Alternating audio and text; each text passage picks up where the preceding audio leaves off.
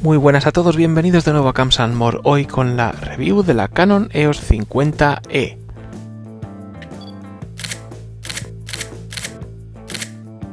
Y es que hoy vamos a diseccionar esta cámara, la Canon EOS 50E, como si fuéramos un cirujano en quirófano. Vamos a hablar de esta leyenda, una cámara que en los 90 te decía el futuro es ahora, viejo. Y retrocedemos a 1995, justo en septiembre.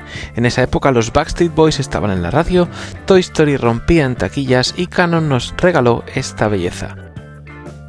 La Canon EOS 50E se lanzó como una opción para aficionados avanzados que querían algo casi profesional sin hipotecar su casa. Su precio original de salida rondaba los $600 americanos, que hoy sería como gastar unos $1.100. Vamos, en todos los 90 ya era un juguete caro. Lo primero que llama la atención es su enfoque controlado por ojo. Sí, amigos, esta cámara sabe dónde miras, literalmente. Eso sí, requiere calibración porque no todos tenemos ojos estándar. ¿Te imaginas esto en 1995? Es como decir que tu perro te trae las zapatillas porque sabe que las necesitas. Y no solo eso, también fue la primera cámara de Canon con Flash E-TTL, que significa, traducido, que el flash ya no te va a arruinar las fotos con sobreexposiciones. Este pequeño pre-flash medía la luz para darte la exposición perfecta, una maravilla técnica que dejó a la competencia llorando en un rincón. ¿Quién te ha visto y quién te ve Canon hoy en día? Velocidad de obturación entre 30 segundos y un 4000avo, avance de película hasta 2,5 fotogramas por segundo y un modo de exposición y de medición de luz que es brutal, evaluativo de 6 zonas. Se peleaba como un malote en el patio de recreo con la Nikon F70, esta estrambótica cámara, y con la Minolta Dynax 700 SI. Y ya dentro de la familia Canon era como el hijo del medio, entre la EOS 500 más básica y la profesional EOS 5. Déjame a continuación que te hable del funcionamiento de esta cámara y vamos a empezar como siempre por la parte de arriba. En el top plate encontramos el dial de modos, que es el principal dial de manejo. En el dial de modos encontramos un botón de bloqueo que nos permite liberar de la L, que es Lock, y entrar, por ejemplo, en los modos Program, prioridad a la velocidad, a la apertura o manual. Tenemos esos modos especiales de profundidad de campo de Canon y algún otro modo de estos semiautomáticos y demás, y otros modos un poquito especiales. Yo siempre os aconsejo manteneros entre estos 4 que son los más tradicionales y los que te hacen sin duda mejor fotógrafo.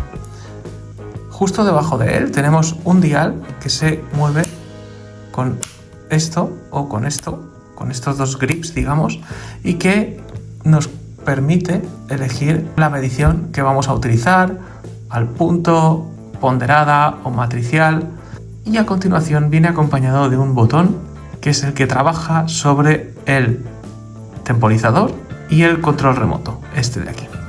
Seguimos por la parte de arriba y encontramos el hot shoe, la zapata caliente, y encontramos el flash que se activa con este botón y tiene el típico sonido de los flashes analógicos, como has podido escuchar.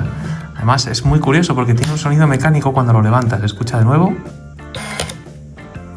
No es la típica palanca esta que le das al botón y hace plop y salta, sino que se nota de calidad, se nota que tiene un mecanismo detrás. Tenemos por el lado derecho el dial para elegir el tipo de enfoque que queremos y justo debajo tenemos otro dial de estos con doble agarre, aquí o delante, que va durito, la verdad, que es el drive, que es una foto, que así es como suena, o una ráfaga, que así es como suena, nada mal. Verás que esta cámara está llena de tornillos por aquí y por otros lados, y es porque es una cámara metálica y está todo bien montado y bien conjuntado. Esta parte está fría, lo cual mola bastante. Tenemos en la parte de arriba el dial para cambiar, en este caso, la velocidad, como ves. Si lo ponemos en manual, como acabo de cambiar, con este dial cambiamos la velocidad, y con este de aquí, el típico dial trasero que luego incorporarían las cámaras digitales, como ves, cambiamos la apertura. Tenemos una pantalla que nos muestra toda la información que necesitamos, velocidad, apertura, sonido, el tema de la compensación de exposición, batería, etc. Ahí vemos un poco cómo funciona y tenemos por la parte de arriba, lo último, estas dos asideras para colgar la cámara. Fenomenal. Vamos a la parte trasera y en la parte trasera encontramos más información todavía. Tenemos por un lado este visor prominente con este iCap también prominente que es súper cómodo. Tenemos el dial que os comentaba antes que podemos activar o desactivar mediante este slider y tenemos un botón que nos ayuda a ejercer las funciones de ISO manual o automático, la de compensación de exposición, dobles exposiciones, el sonido, etc. Es el que nos hace entrar en todos los parámetros, digamos, de la cámara conforme lo vamos presionando, como ves. Y me permite elegir. Ahí lo tienes. ¿Vale? Y tenemos un botón de forzado de rebobinado, que es este de aquí, que viene un poco escondido, pero que yo lo puedo apretar incluso con la uña. Y lo que hacemos es, antes de acabar la película, forzar a que rebobine. Parte derecha tenemos este grip prominente y tenemos un conector aquí, como ves, para el disparador remoto.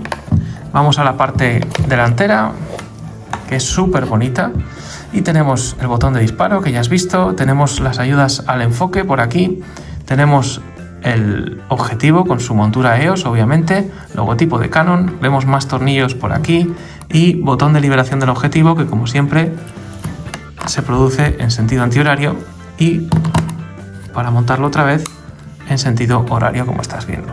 Logotipo del modelo EOS 50E y por el otro lado tenemos logotipo del control del ojo.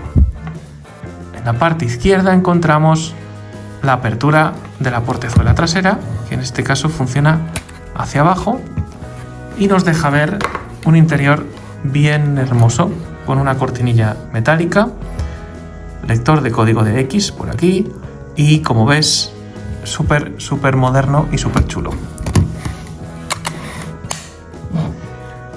En este lateral encontramos los botones de elección de punto de enfoque y el botón de ahorcado de la exposición y del enfoque. Y por la parte de abajo encontramos montura para trípode y tapa para las baterías, al más puro estilo de las cámaras modernas. Entonces, ¿para quién es esta cámara en 2025? Si eres un amante de la fotografía analógica, esta cámara es como un unicornio, rara y mágica. Su compatibilidad con lentes modernas la hace súper práctica. Además, el sistema de enfoque por ojo sigue siendo único, icónico y, vamos, una conversación asegurada entre amigos geek. En definitiva, no se trata solo de una cámara, es una experiencia. Y lo mejor, puedes encontrarla en mercados de segunda mano por precios bastante razonables. Un pedazo de historia en tus manos. Sin más, espero que te haya gustado la review. Si es así, como siempre, déjale tu like y sobre todo compártelo con tus amigos a los que les puede interesar. Suscríbete al canal para más contenido como este. Un abrazo grande y paz.